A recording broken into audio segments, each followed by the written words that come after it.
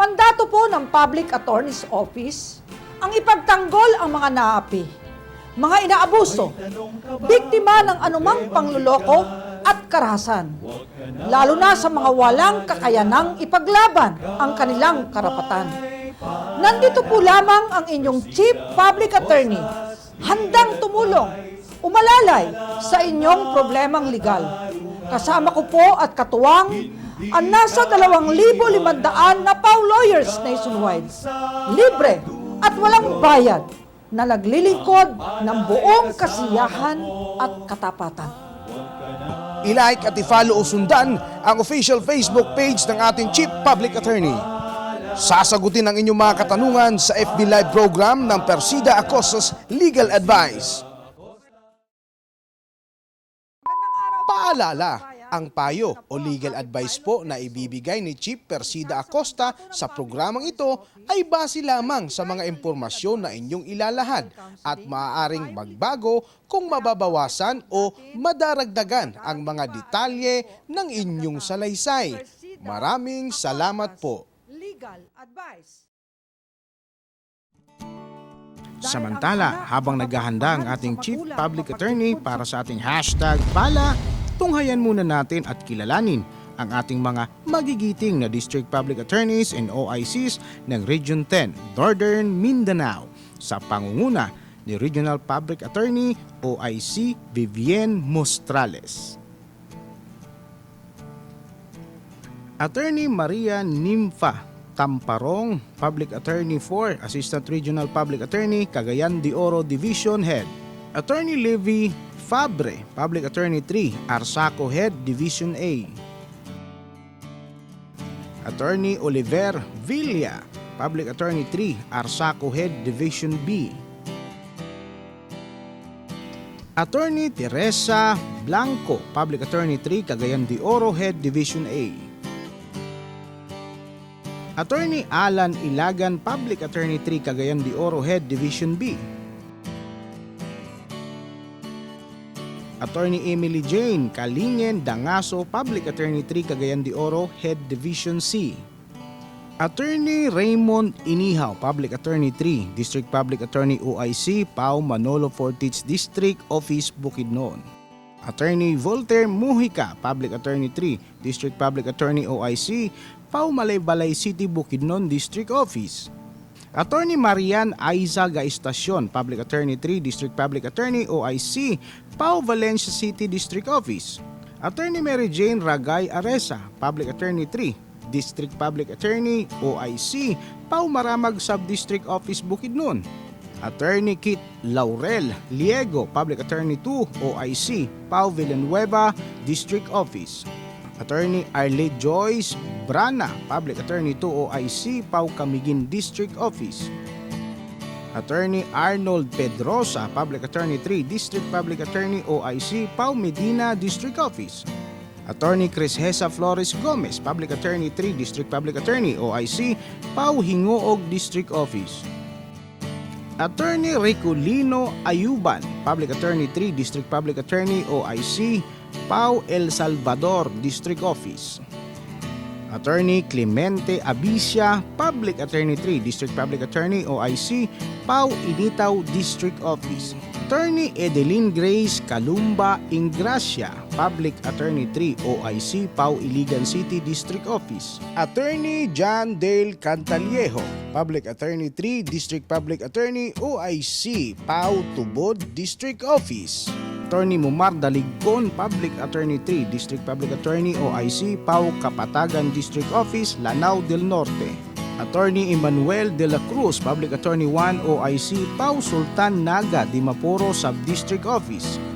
Attorney Marlef Villa Mandin, Public Attorney 3, District Public Attorney OIC, Pau Osami City District Office. Attorney Julius Timoteo Chong, Public Attorney 3, District Public Attorney OIC, Pau Oroqueta District Office. Attorney Araceli Happiness Matig Asweco, Public Attorney 3, District Public Attorney OIC, Pau Tanggob District Office. And Attorney Coraverna Silao Di Colongon, Public Attorney 2, OIC, Pau Calamba District Office.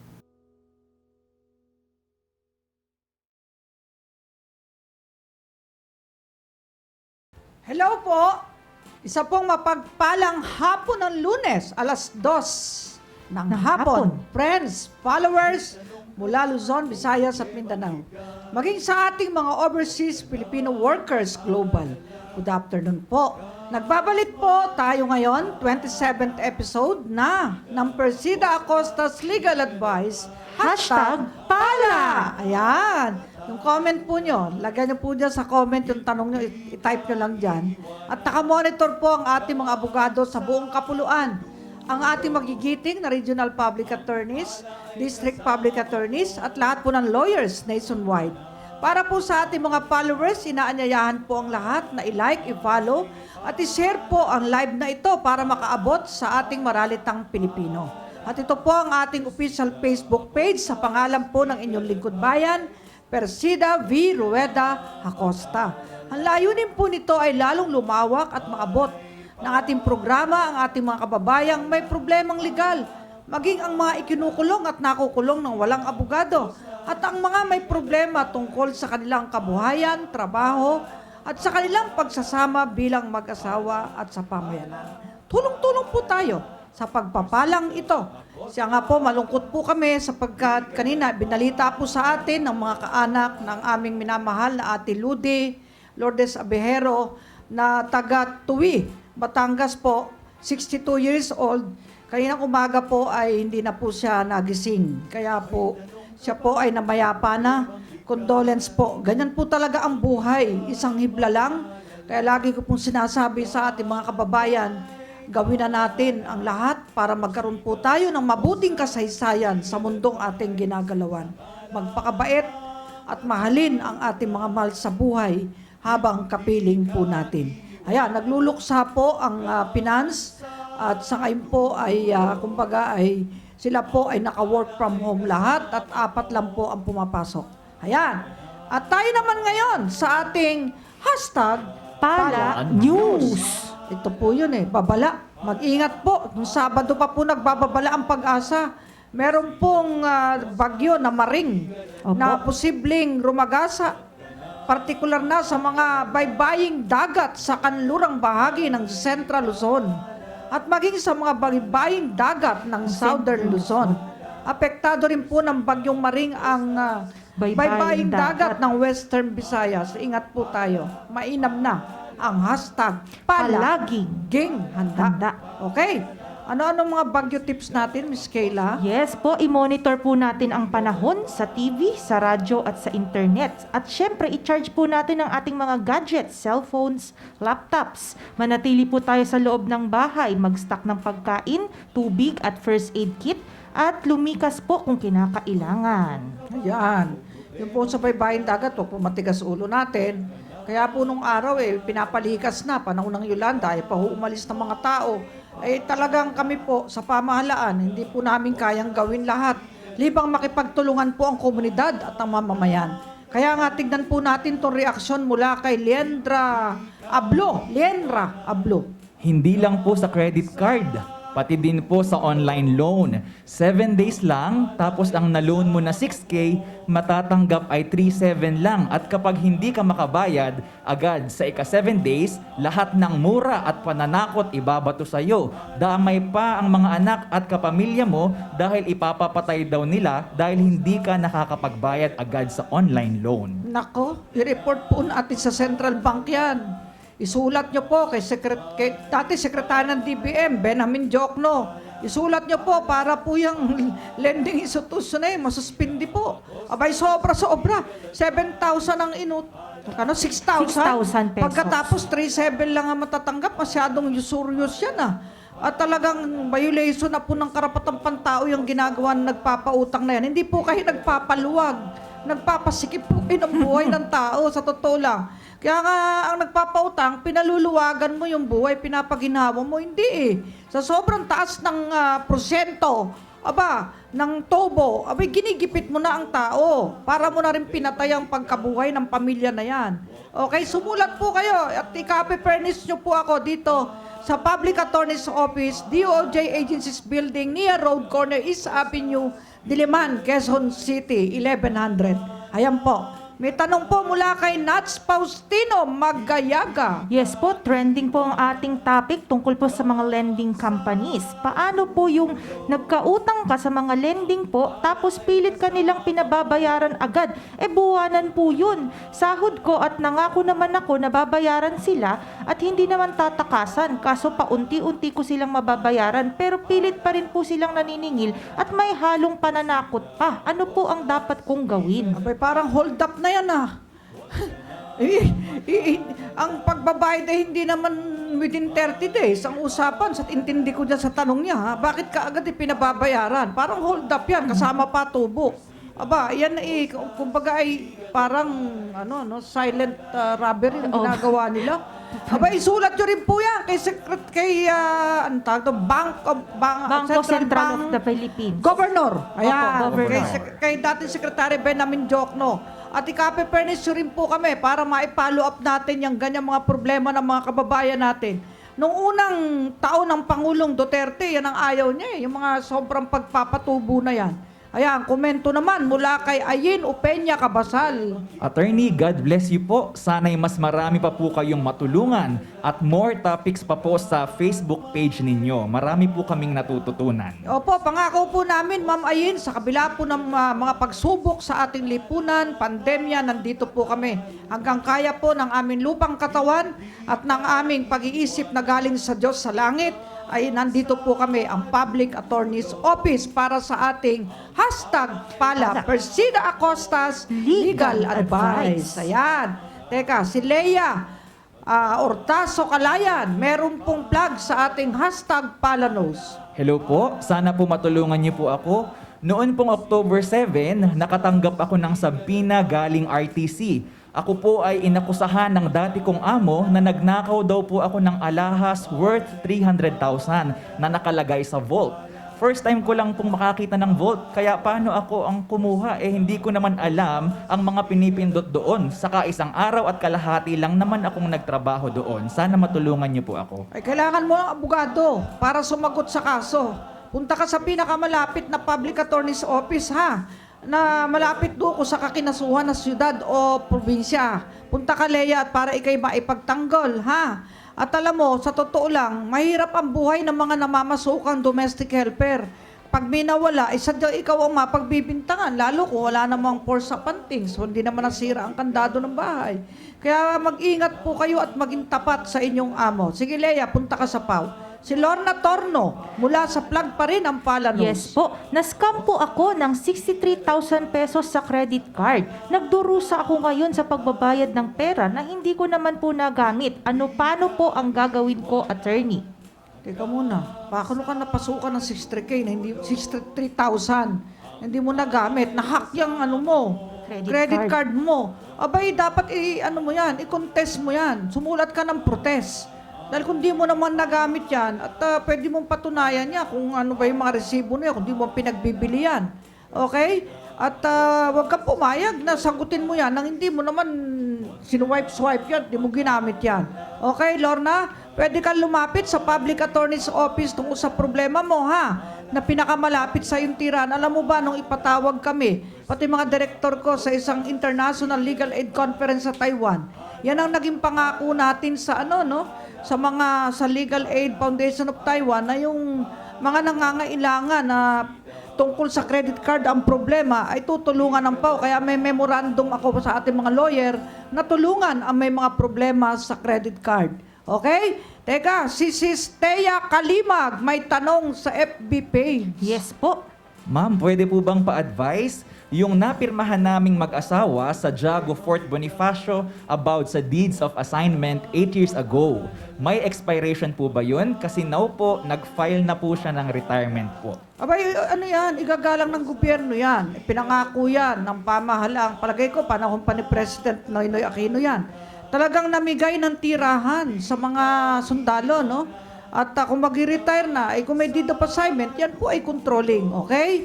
At mo yan, ipaglaban nyo po ang karapatan nyo dyan. At kung may problema kayo, punta po kayo sa aming Taguig office, Nandyan po si Attorney Ariel Ruiz, masipag na district head po ng NCR, okay? Jonam Calio. Yes po, Chief. Trending na trending po kasi ang inyong mga posts sa inyong FB page. Kaya nagko-comment din po ang ating mga netizens. Good day po, Attorney Ma'am Persida. Stay safe and good health po. Sana po ma'am, ma-advisean niyo po ako tungkol sa pananakot at pagkuha ng kuryente po namin, ma'am. Maraming salamat po. God bless always. Idol po kita, ma'am. Dahil sobrang galing niyo po na attorney at may paninindigan at may puso sa mga mahihirap at naaapi. God will always protect you and keep safe po lagi. Naku, love. Ma'am, Puso. Jonam, teka, paano nakuha po kuryente nyo? Baka masusunog sila nun. Paano po kaya kinuha?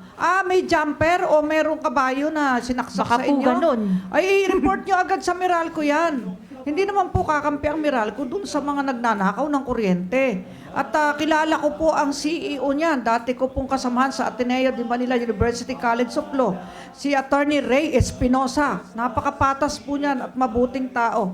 Sumulat po kayo doon, i-report nyo po na merong nagnanakaw ng kuryente. Okay po? John, at gustong-gusto po na Meralco mahuli ang mga ganyan. Kasi ano po yan eh, hindi po tama. Lalo, hindi po nila kinukonsinti yan, ha? Sige po, thank you po, love din po. Sielski Scarlett. Ayan, tanong po mula sa Facebook page din. Hello po, attorney. Maaari ko po bang kasuhan yung mga nanay dito na pinag-iinitan yung anak kong batang lalaki na 8 years old lang po at palaging sinasabihang baliw? Maraming salamat po. Ay nako, child abuse yan, ha? 8 years old, pagsasabihan mo ng baliw, pwede pong makulong yung nagsasabi ng baliw ang anak nyo. Ha? Sa Republic Act 7610 po. Aba, sige po, ipablatter nyo agad sa nearest police station yan at pwede po ang child's desk ng ating PNP, arestuhin niya nagsasabi ng baliw, oro mismo. Okay po? At yung bata po, may karapatan yan eh. At tatalakayin din po natin ang mga karapatan ng mga bata. Alam nyo, ang mga bata, yan ay mga anghel na bigay ng Diyos. Hindi mo pwedeng basta mura-murahin ang mga bata at saktan-saktan. Yan ay mga dependent. Kumbaga, walang kalaban-laban, aapihin mo. Isang sumpang bagay ang mga api ng bata. Alam nyo ba yon? Lalo yung mga nanggagahasa ng bata. Kaya galit na galit po ako sa mga nanggagahasa ng bata eh. Lalo pa yung mga nananakit na yan. Biro mo, ano ba sabihan ng baliw ang bata? Yun pang-abuso sa psychological well-being ng isang bata. Sige, Sielski, kapag tuloy-tuloy pa rin, patulong ka sa PAW na malapit sa iyo para makasuhan niyang sino mang yan na umaapi sa bata. Okay? Si Cristina Herrera Gado. Yes po, ito po yung sa ating episode 27 na po, Chief.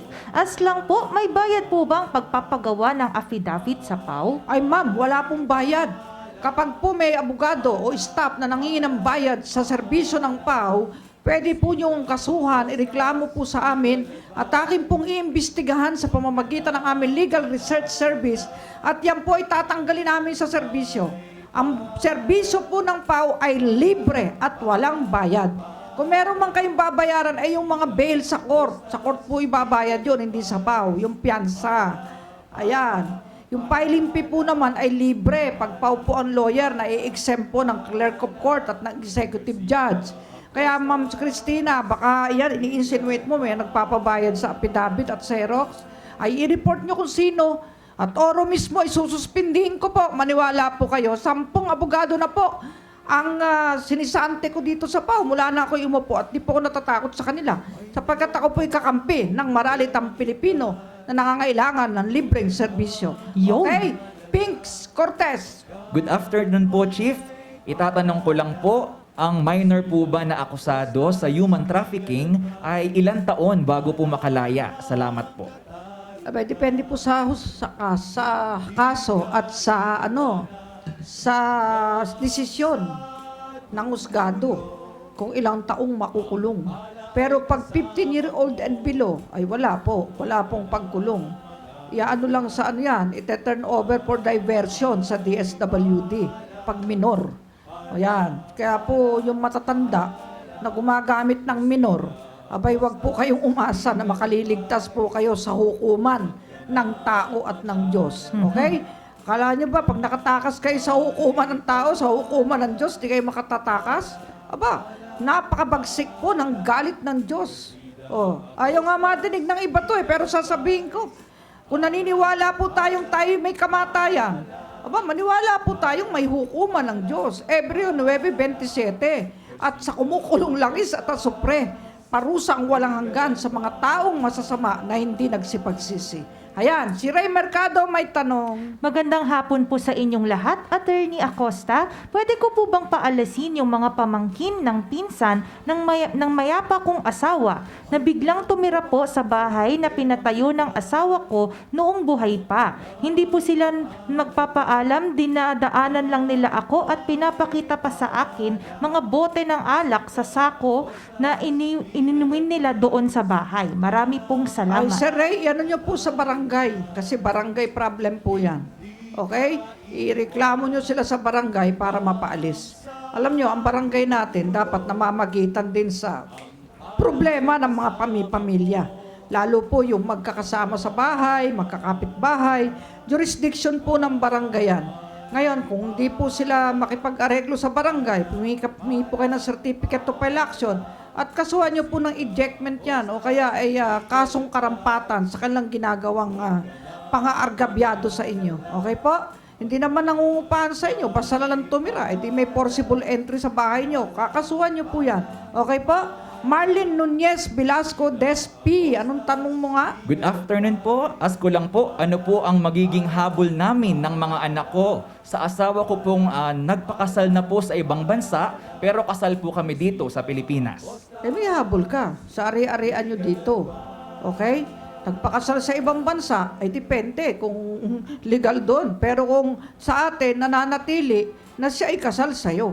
National law, ang governing law, kung saan Pilipino siya. Kaya lang, kung iyan ay foreigner na, at pwede doon, legal doon ng maraming beses mag-asawa, depende yon sa kanyang pinuntahang bansa. Pero dito sa bansa natin, may habol ka sa kanya.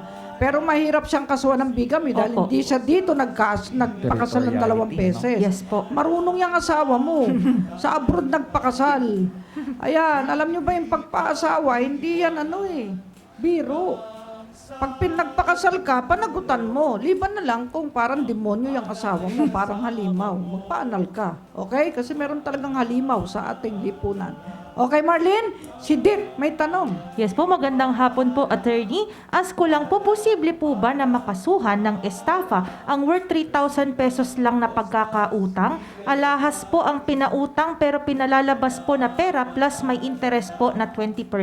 Depende sa facts ng complaint affidavit ng nagrereklamo. Pagpasok sa abuse of confidence, abuse of trust, may swindling, pwede ka makasuhan ng estafa. Okay po? Ang importante po sa ganito laang, kung kayo ay merong inutang, panagutan nyo. At hindi yung pangako dito, pangako doon. Patas po tayo. Meron po dyan magbebenta di umano ng alahas, tapos hindi naman ibebenta, iistapahin. O kaya padadamahin muna yung may-ari ng alahas. Pagkatapos sa susunod, lolokohin na niya. Ay naku po, panloloko po yan. Stapa nga yan. Teka, 918 ang walang lipatan. Nandiyan na.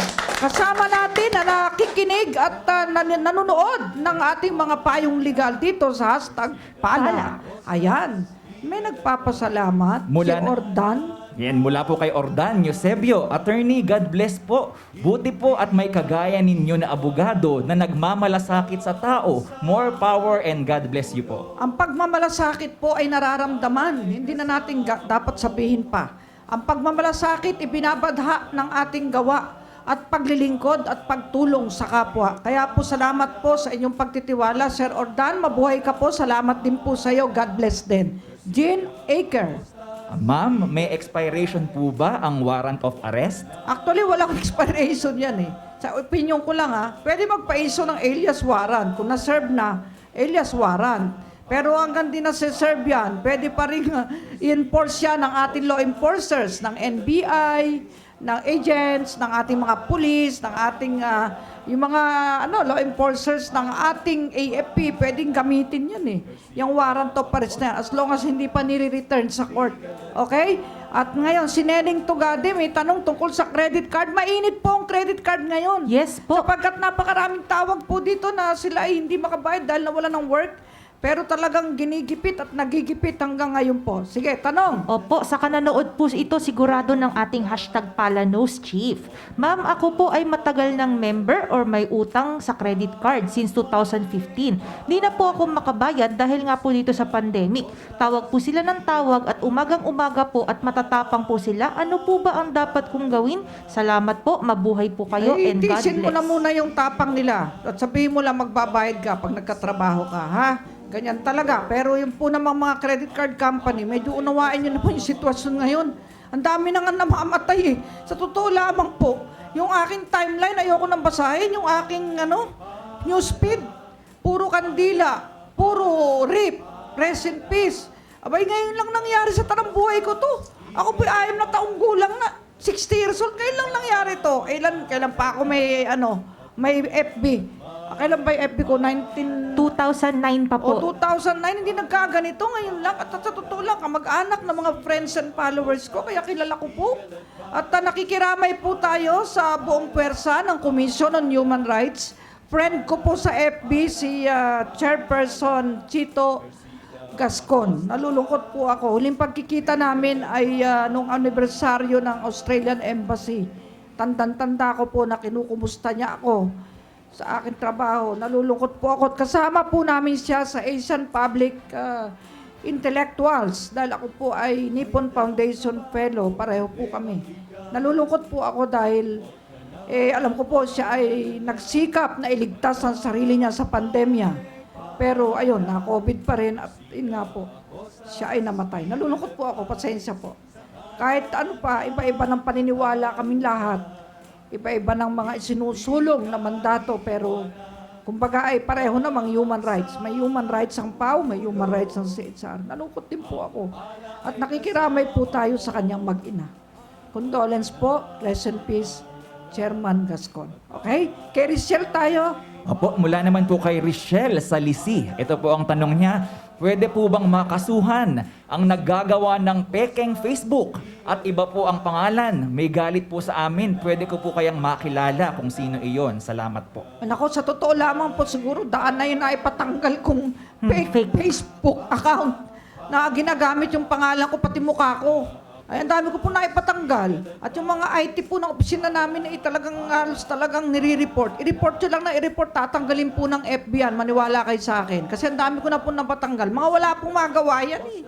Sa totoo lang, minsan fake trolls. At gusto lamang mamerwisyo. Yan po yung mga taong kumbaga ang buhay at kasaysayan nila ay patungo sa daan ng demonyo at diablo. Pasensya po kasi kapag gumagawa ka ng masama, hindi ka anak ng Diyos. Anak ka ng demonyo. Kasi, bakit ka gagawa ng peking account? Para manira. O para sirain mo yung pagkatao ng kapwa. Para ka na rin mamamatay tao nun. Pag sinisira mo ang pagkatao ng kapwa mo, paninirang puri ay paninira ng buhay. Alam mo, ikaw namamarang sinto-sinto at sira. Kasi naninira ka ng walang basihan. Ayan. Sige, Tama ma'am, okay po. lang. I-report nyo na lang yan. Ang FB naman, napakaano yan. Responsible po ang FB. Tinatanggal po nila pag nakita nilang against the community standards at fake account. Ayan. At saka nag-impersonate. Yan. Tinatanggal po nila yan. Okay. Tungkol sa bigamya, may tanong si Jos po. Celedra. May binanggit po siyang pangalan. Nagpakasal daw po ito sa kapatid niya noong 2002, tapos noong 2010, nagpakasal po ulit sa ibang lalaki. Ano po ang pwedeng ikaso? Kung buhay pa po ang kanyang asawa at nagpakasal uli dito sa Pilipinas, ang kaso po ay bigamy. Pwede po siyang makulong. Ayan, sige, punta ka sa PAW. Ang dapat magdemanda yung yung asawa. Aggrieved party. Siya magdemanda. Although, ang bigamy, public crime yan, di ba? Hindi kagaya ng rape, hindi kagaya ng mga ibang kaso na dapat mismong asawa. Pero, siyempre, ang may interest na magkaso, ang biktima dyan, yung tunay na asawa. Okay? Ayan. Meron diyang tanong, na ang tanong ay parang Japanese character. Yes Japanese po. character nga po. Attorney Acosta, tanong ko lang po, may habol po ba ako doon sa bahay na pinagawa ko at doon sa hiniram ng girlfriend ko na pera ng mag-abroad bago niya ako hiniwalayan at hindi ibinalik yung pera kong ginastos? Salamat po sa inyong tugon. Teka, anong ginawa? May bahay siyang pinagawa. Opo, at doon daw po hiniram ng girlfriend. Yung pera na mag-abroad bago niya. Hiniwalayan. Doon sa bahay niyang bago, doon sa inutangan.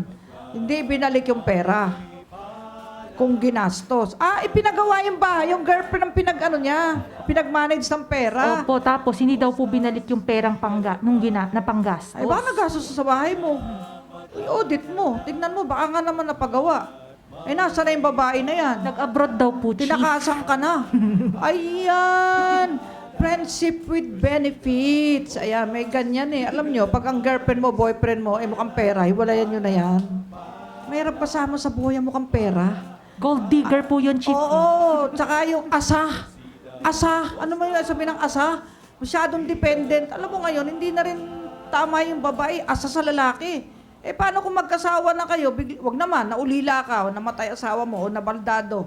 Paano kayo mag-iina? Di ba? Kaya ang turo ng nanay at tatay ko, kayo mga anak na babae, dapat marunong kayo maghanap buhay. Para pag walang kita na asawa nyo, mabubuhay kayong lahat, pati asawa mo, mapakain mo. Yun ang tinuro sa amin. Hindi na uso yung, anak, ang ganda mo.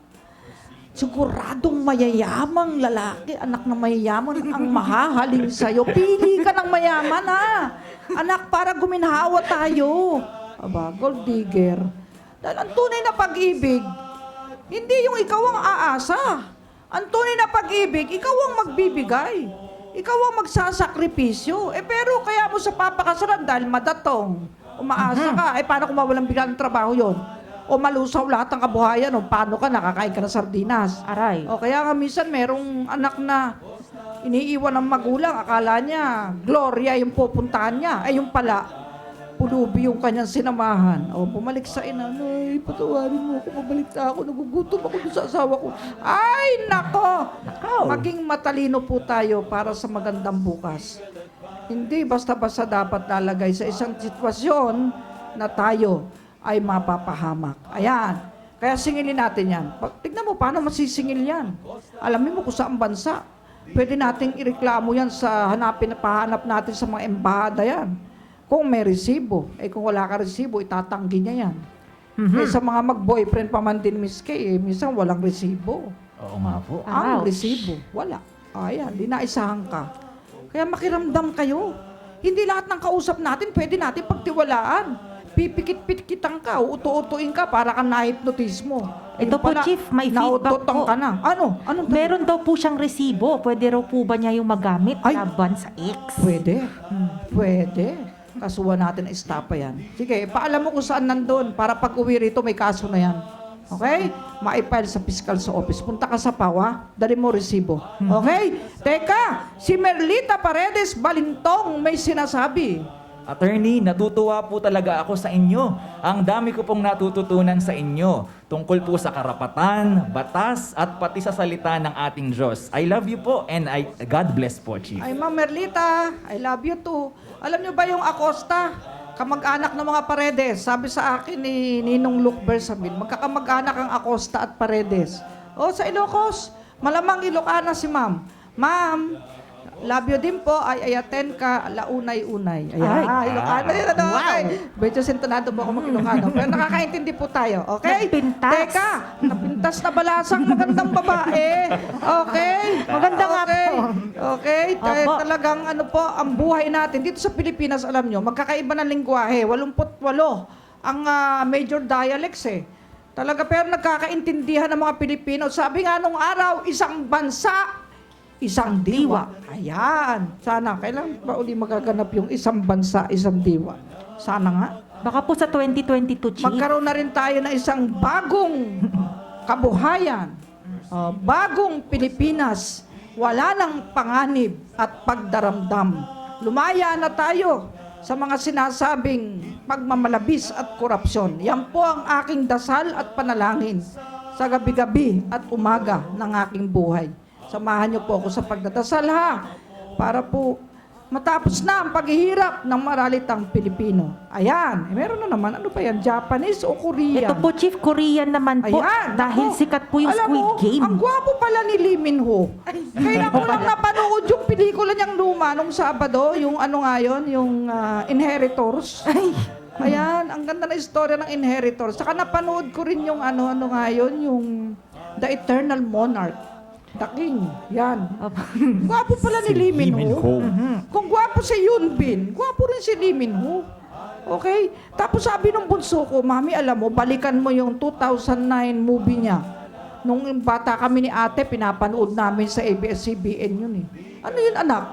Ay, nako, alam niyo ba kung ano yun? Yung ano nga yun? Boys Over Flowers. Oh. F4. Oo nga, F4. Eh, ang gugwapo nga nung F4. Abay, ang aking lucky number ay F4. Kaya sabi ko, sige nga, sunod ko nga i-line up ko yan pag gabi na hindi ako makatulog, pa isa-isang oras, pampaantok. Ang gwapo talaga ni Lee Min Ho. Talaga no, ang tangos ng ilong, ganda ng mata, ang ganda ng labi. Talagang, parang ano eh, no? Parang figurin yung mukha niya eh, no? Gwapo. Alam niyo na po mga kababayan, K-fan na po ang ating Pau Chief. Yes, Korean ano po Alam siya. niyo, pampalis ng stress. Kasi pag nakita ko na nga yung speed ko, umiyak ako eh. At saka may kaklase po pala akong nakaburol ngayon. Yung aking mabait na kaklase, si Attorney Errol Palasi. Condolence po sa kanyang pamilya. Kaklase ko po sa Ateneo Law School. 3 taong ko po sa kaklase, si Errol. Errol, may you rest in peace. At kumusta rin po aking mga kaklase. Plano po ng batch 87 namin na mag-Zoom meeting, Zoom reunion. Ayan, nasa Amerika na po iba. Iba nasa New Zealand, iba't ibang bansa. At meron na din po mga namayapa. Kaya ngayon po, ayan, basahin na natin yung tanong. Yes po, attorney, ano po ba ang requirements na kailangan pong dalhin para humingi ng legal advice sa aming PAW? Kasi po magrereklamo po ako sa tatay ng anak ko na nasa ibang bansa kasama ang kabit niya doon at ang 3 anak nila doon. Gusto ko po sanang gumawa ng kasulatang legal na dadagdagan niya ang allowance ng anak ko dito. Kung hindi niya gagawin yun, gusto ko sanang ipa-deport na lang para maranasan ang kabit niya kung paano lumaki ang anak niya nang walang ama. Sagad na sa buto, ang ginagawa nila, kulang na lang, magmakaawa ako sa kanila. Anak ko para sa pera na tinitipid nila habang sila sagana doon. Salamat po sa sagot. Sinusumpa mo na ba yung tatay mo? At gusto mong tatay mo ay perwisyuhin? Ano pa magagawa mo? Eh, may anak na sa labas. May kinakasama ng iba. Ipapadeport mo, eh paano lalo kayo masusustentuhan? Pinakamaganda dyan eh, humingi ng suporta. Kung alam mo ang lugar niya. Ayan, pwedeng ang PAW ay patalan siya ng letter kahit nasa abroad. Alamin mo yung address niya sa abroad para masulatan. Dahil kayo ang tunay na anak eh. Di ba sila yung tunay na pamilya? Opo. Kabit lang yung kinakasama sa abroad. Opo. Ito namang kabit na ito, swapang. Manong i-share man laang yung kinikita nung tatay nung mga anak niya sa una para maibigay yung sustento. Alam mo yung kayong mga kabit, huwag niyong agrabyaduhin. Inagrabyado niyo na nga yung asawa nung kinakasama niyo. O pati yung mga anak, binibiktima niyo. Yung kinakain niyo, para doon sa mga tunay na anak yan, hindi para sa inyo. Eh, may mga lalaking, sa totoo lang, mautak eh. Ang kinakabitan, mayaman na babae. Para yung kita niya, doon lahat sa tunay niyang pamilya. Eh, okay pa siguro yun, no? Direct May. Hindi niya ginugutom yung tunay na pamilya. Eh, pero ito, yung tunay na pamilya, nagugutom. Aba, bawsi yan. Pasok na pasok sa Republic Act 9262 yan. Nasaan na pa yung tatay na yan? Sana mapanood niya ito para makita niya, galit ako sa kanya. I-share niyo po para umabot daw po sa tatay. Oh, grabe itong tatay na to. Nangaliwa ka na nga, pinabayaan mo pa yung tunay mong pamilya, wala kang kwenta. Hindi, kagaya yan, nagtatanim lang ng kamote sa kalye, iniiwan. Diyos ko, kapal na mukha nito ah. Pasensya na po kayo, naaasar po ako eh. Alam nyo, kung minsan, ang mga lalaki natutokso. O yan, aminin na nila, natutokso, naliligaw. Pero naligaw man, hindi nakakalimutan bumalik sa tunay na pamilya at pakanin ang tunay na pamilya. Yun ang mga Ginoo, pinakain yung tunay na pamilya. Eh, meron akong kilala, ang dami niyang asawa eh. Pero walang nagugutom na pamilya. Pinapaaral lahat. May pera. Eh ikaw, kung wala ka naman pera, ba't ka pa nagpaparami ng asawa? Di mo pala kaya sustentuhan lahat. Oh, ang katapat mo dyan, kaso, bawsi. Okay? Magkaso tayo. Sige, punta ka sa PAW, patulong ka. Yan, meron na naman. Mukhang Thailander naman to. Nasa Thailand. Opo. Okay, ito po ang tanong niya. International talaga tayo. Good PM po. May expiration po ba ang CFA o yung Certificate to File Action galing barangay? Wala naman. Unless merong taaning binigay yung barangay, usually pwedeng gamitin yan. Ang mag-i-expire yung prescriptive period ng kaso nyo. Baka yung crime o yung action, may prescriptive period. Hindi naman klaro kung anong action na ipapile nila eh. Di i-file nyo na po kaagad. Kung qualified po kayo sa PAW, di punta kayo sa PAW. Pero pag ejectment po, hindi kami pwede dun sa tenant ha. Doon lang po kami sa lessor, sa nangungupahan. Okay? Kapag kayo po magpapaalis, kailangan may private lawyer po kayo. Okay? Alvin Puertes. Yes po, Chief. May chance po ba na ma-dismiss ang kaso sa admin case katulad ng sa DepEd kung na-dismiss ang kaso sa korte at criminal case po? Depende po sa kaso. Kasi may nagsusurvive pong administrative matter. Kahit walang criminal aspect, pero may administrative aspect. Depende po. Kasi sa administrative case, ang quantum of evidence ay substantial evidence lang. Pero sa criminal case, proof beyond reasonable doubt. Ayan po. Sige po, maganda tanong mo, Alvin, pang law school pang law student. Okay, si Marilyn Lagado. Magandang hapon po. Tanong lang po, ano po ba ang dapat ikaso sa kapitbahay ko? Kasi po araw-araw po siyang naghahagis ng tubig sa mga batang naglalaro sa kalsada. Buti tubig lang, Chief. Tubig, child abuse pa rin yan. Ang pinaliguan niya. Alam nyo, alisan nyo lang, agawan nyo ng laruan ng bata, child abuse na. Hindi nyo po ba alam yon? Okay? Sirain mo laruan ng bata, pokpokin mo, durugin mo, child abuse yun. Ay sagisa mo ng tubig, binabasa mo yung mga bata, kumasipon niya mga yan. Matrangkaso yung mga yan, ubuhin. Magkasakit. Di child abuse yan.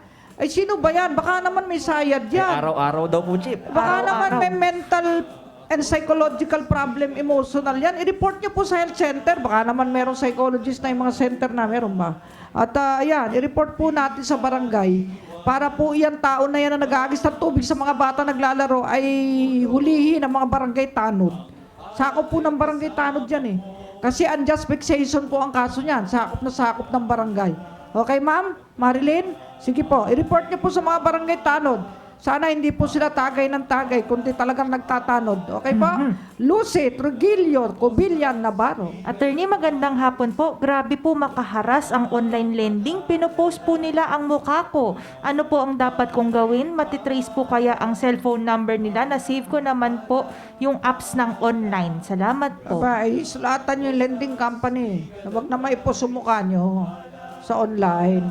Kasi ano na yan cybercrime na yan masyadong pangaharas yan. At pakipag-usap po kayo para ma-restructure yung utang nyo para kayo makapagbayad.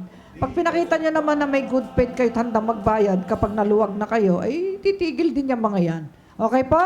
Tinurukan sa spinal cord, hindi na makalakad. Naku, medical malpractice to Oo nga Basa, Analisa Manito Petil. Ayan, God bless po, attorney. Gusto ko lang pong magtanong. Kasi po yung anak ko po na na-confine po sa hospital dyan sa Maynila, tinurukan po nila yung anak ko po sa spinal para kunan daw po ng fluid para i-check po. Yun para ma-check yung meningitis ng anak ko.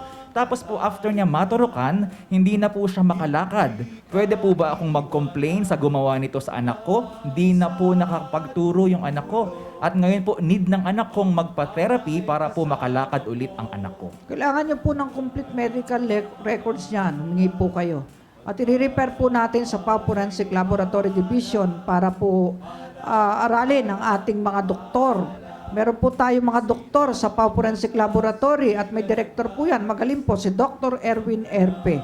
Okay? Ipunin nyo po at ipadala nyo po rito sa amin ang inyong liham, request for forensic analysis, kung ano po nangyari dyan.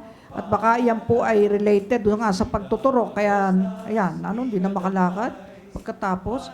O sige po, Ma'am Analisa, ang address po namin sa DOJ Agencies Building, Nia Road, Corner East Avenue, Diliman, Quezon City. Mula po kay Peter Balete, tungkol po sa pekeng baril, itinutok. Tanong lang po ako kung ano po ang pwedeng ikaso sa panunutok ng pekeng baril at kung pwede po ba siyang makulong. Nakuhanan po namin ng pekeng baril pero sabi po ng tatay ko hindi po iyon ang itinutok. Illegal possession of firearm, pwede makasuhan yan. Grave threat, pwede rin makasuhan. Okay? Sumbong nyo sa pulis, report nyo sa pinakamalapit na police station, police matter po yan. Okay? Baka nga totohanin ibutok sa inyo. Ipablatter nyo na kaagad, Peter. Okay? Si Jock Perez, #PalaShine share sa kaibigan at kamag-anak. Attorney Acosta, magandang hapon po.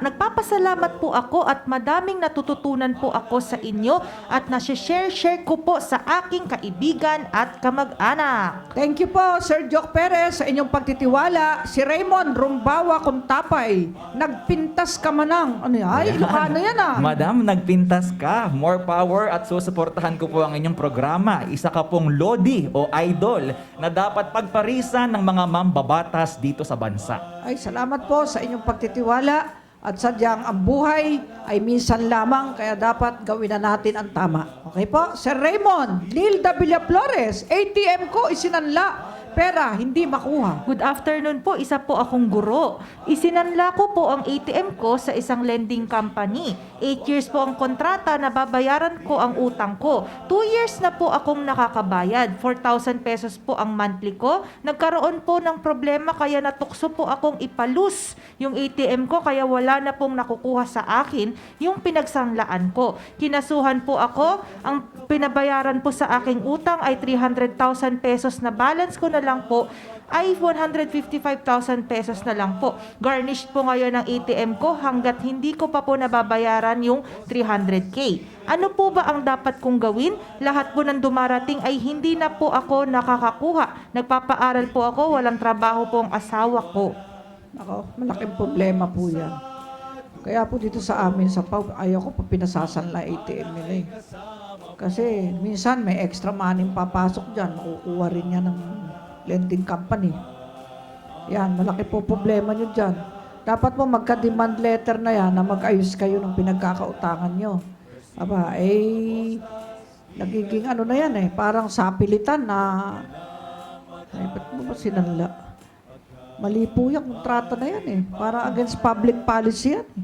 Pati lending company, pwede sumabit yan eh. Pwede ireklamo yan sa Central Bank.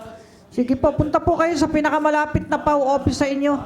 At pag-aaralan po ng PAW lawyer kung paano po mamimediate kayo ng lending company at saka kayo. At kung paano ka makababayad. Isa kang guro sa private ba o sa public? Wala po nabanggit. Dapat po ang DepEd, ang CHED, ibawal po ang pagsasanla ng ATM ng ating mga kababayan. Kasi lifeblood nyo yan eh. Yung sweldo, ayon sa Supreme Court, yan ang lifeblood ng isang manggagawang Pilipino, yung sweldo. O hindi nga nagagarnish yan eh. Hindi nga na-execute eh. Bawal yan eh. Dahil yan ang kakainin nyo sa araw-araw, dyan manggagaling. Punta po kayo sa pinakamalapit na PAW office at napakagagaling po ng mga abogado natin para solusyonan ang problema nyo. Okay? Sige, Simon Chair OFW. Hi, Attorney Acosta. Ask ko lang po regarding sa custody ng 10 years old who is illegitimate and acknowledged by the father. The parents are not married.